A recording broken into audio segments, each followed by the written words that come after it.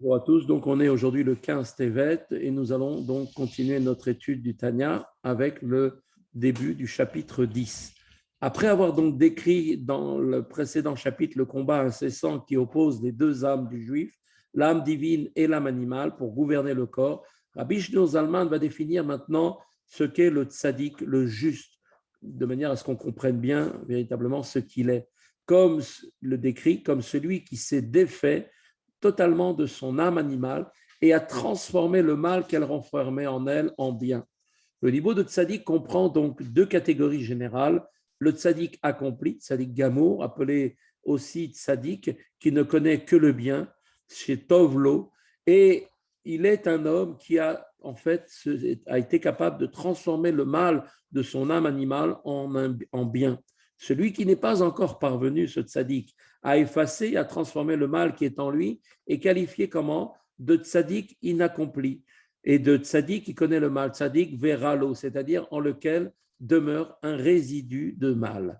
La différence entre les deux types de qualificatifs de tzaddik accompli, tzaddik et aussi tzaddik inaccompli d'une part, et de tzaddik qui connaît seulement le bien et celui qui connaît le mal, betovlo veralo, d'autre part, la différence est la suivante.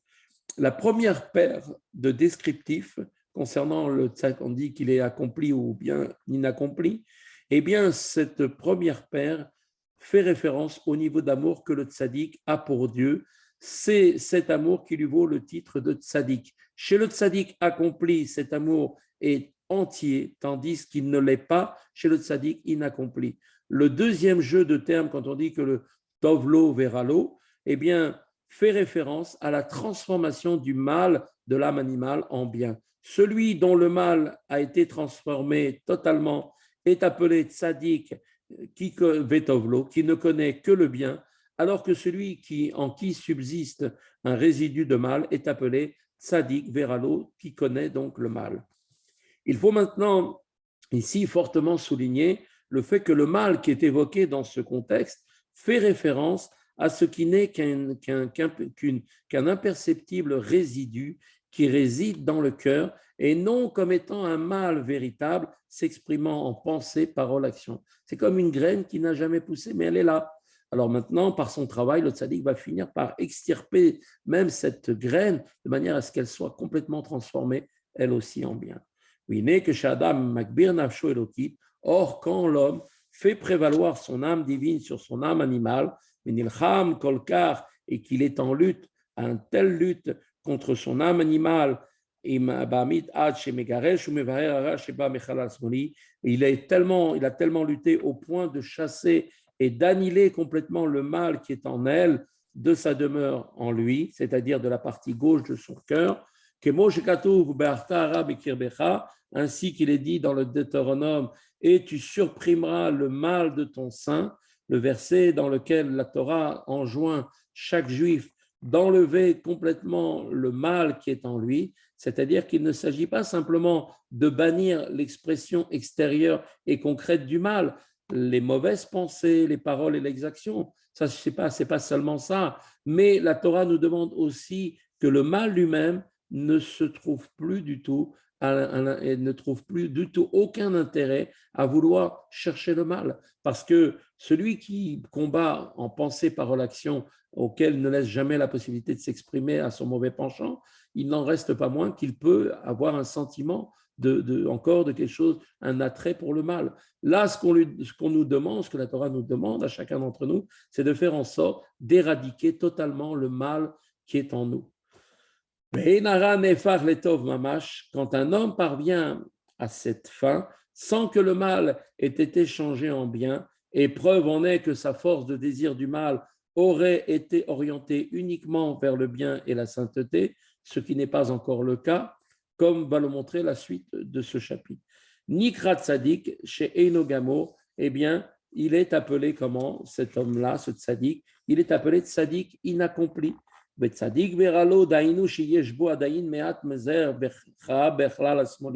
le tzaddik qui connaît le mal, tzaddik veralo, ce qui signifie qu'il y a encore en lui un tout petit peu de mal dans la partie gauche de son cœur. Et là, chez Kafouf, ou Batel Letov, Mechamat Miyuto, mais ce mal ne s'exprime jamais en lui, même sous une forme de mauvais désir. Pourquoi? Parce qu'il est complètement plié et soumis devant le bien du fait de sa petitesse et il n'est donc jamais ressenti par cet homme qui est un tzaddik.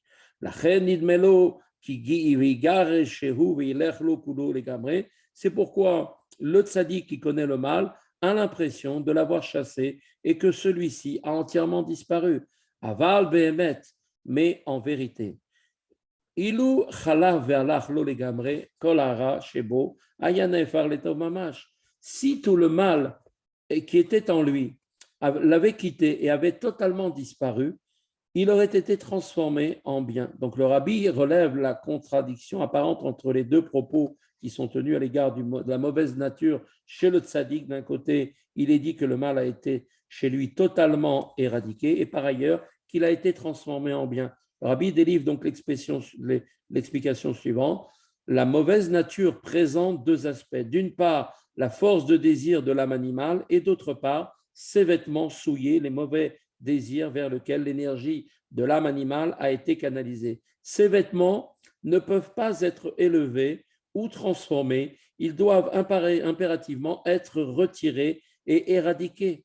Dès lors, à ce moment-là, la force de désir de l'âme animale dont la tendance est de s'orienter vers le mal peut être transformée en bien en la revêtant donc de vêtements purs, c'est-à-dire en canalisant toute son énergie pour le bien.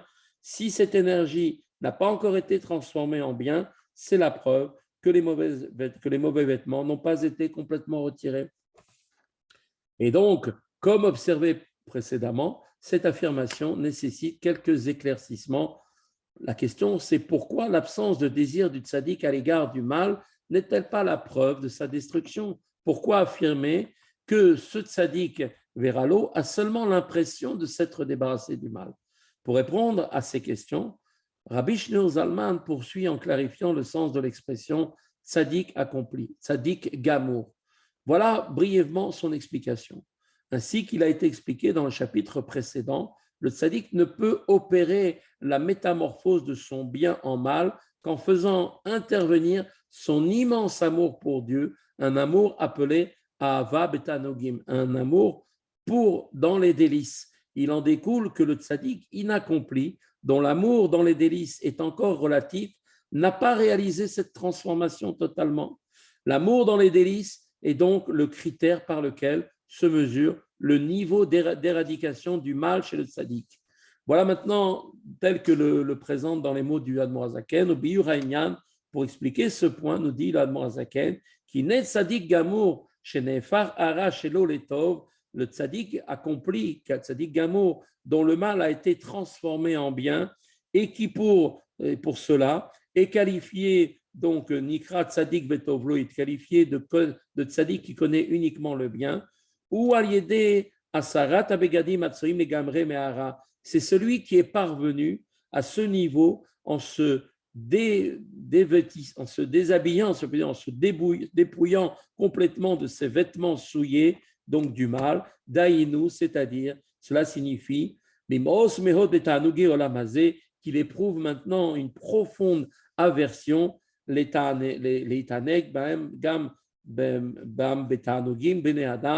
a une profonde aversion, ce tzaddik, arrivé à retirer tous ses vêtements donc souillés, il a maintenant une aversion pour les plaisirs de ce monde et donc il répugne à y prendre le même plaisir que les autres hommes. Les ma'alet ta'avat haguf bilvad velo la'avodat Hashem, c'est-à-dire il répugne à satisfaire simplement l'appétit du corps au lieu d'orienter ce plaisir vers le service de Dieu. En réalité, les plaisirs matériels par lesquels s'effectue un service de Dieu relèvent de la sainteté. Par exemple, quel est le service? Eh bien, le plaisir, par exemple, de se réjouir le Shabbat. Quand c'est marqué Vitanek Shabbat, et cela veut dire ce plaisir amène une grande joie. Par quoi? Nous dit le Shulchan Aruch, par la nourriture et la boisson.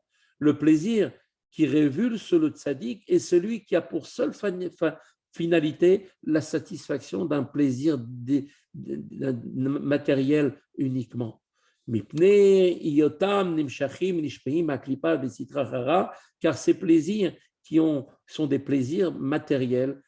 Ces plaisirs sont pour lui, pour ce tzaddik Gamo, une abomination parce que, en fait, ils dérivent et sont entretenus par la klipa et la sitra achara, qui elle-même représente la véritable antithèse de la sainteté.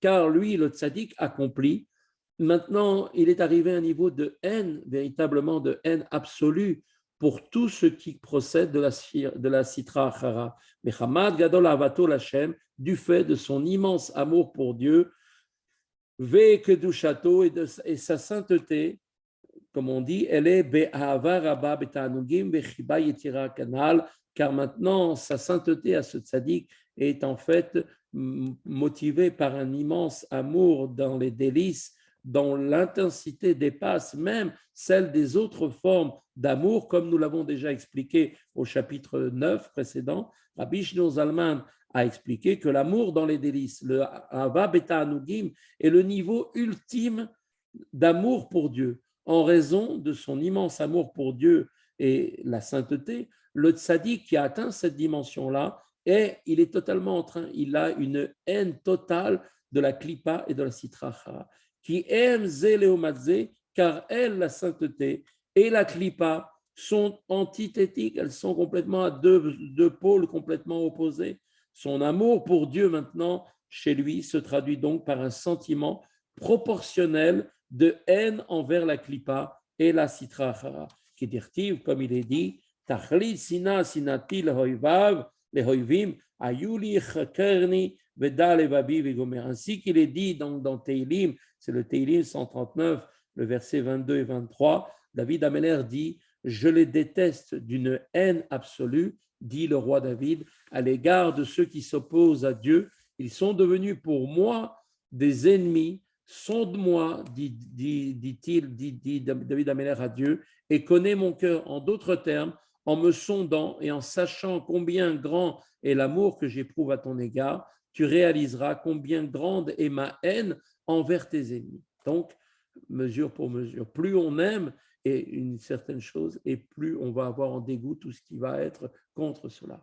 Que fi erer godel ahava l'Hashem, car erer godel asina le sitra chara va mius bera betachlit. Et donc, à la mesure, cette haine est à la mesure de la dimension de l'amour pour Dieu. Eh bien, elle est la dimension de la haine envers la sitra chara, les clipotes spirituelles qui donnent vie au plaisir physique et à la répugnance absolue envers le mal des plaisirs physiques. Étant donné que la sitra achara est d'ordre spirituel et de ce fait distante de l'homme physique, le terme haine ici est approprié par rapport aux plaisirs matériels qui sont plus proches d'un homme. Le terme dégoût est adéquat, le dégoût d'avoir quelque chose d'odieux immédiatement devant les yeux. Kamius ou efer ahava mamash kemoasinha, car la répugnance est l'opposé exact de l'amour, comme la haine. Ainsi, il est établi que le dégoût du tzaddik à l'égard du mal est un corollaire de son amour pour Dieu, un amour qui est du plus haut degré. Il est pour cela qualifié donc de tzaddik gamour, tzaddik accompli, car la qualité en vertu de laquelle il est qualifié de tzaddik, c'est-à-dire son amour pour Dieu, est au plus haut niveau chez lui. Il est également appelé tzaddik qui ne connaît que le bien, tzaddik betovlo, car il possède seulement du bien, ayant transformé en bien tout le mal qui était en lui. Par suite, le tzaddik inaccompli, le tzaddik einogamour, dont l'amour dans les délices n'est pas entier, n'éprouve qu'une haine nécessairement incomplète du mal, puisque c'est proportionnel à son amour, puisqu'il n'est pas complet, donc sa haine n'est pas totale du mal. Ce qui revient à dire qu'un infime résidu de mal, même s'il n'est jamais ressenti en lui, demeure malgré tout présent en lui. Il est donc appelé tzaddik qui connaît le mal. Voilà, donc aujourd'hui se termine ici notre étude du Tanya. Une bonne journée à tous et à demain si Dieu veut.